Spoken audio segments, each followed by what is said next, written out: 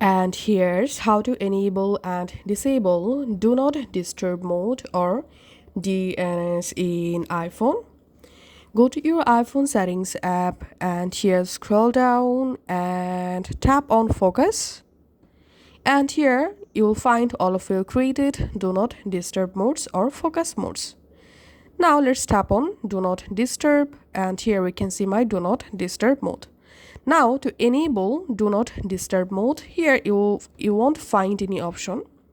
So to enable or disable Do Not Disturb mode, you have to open your control center.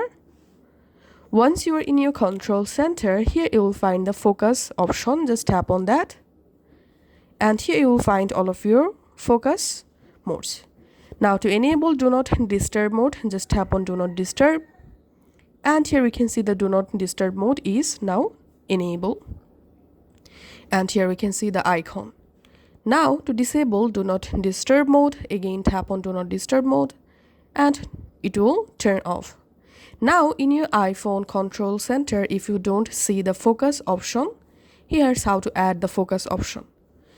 Long press on an empty space to edit your control center and tap on add a control.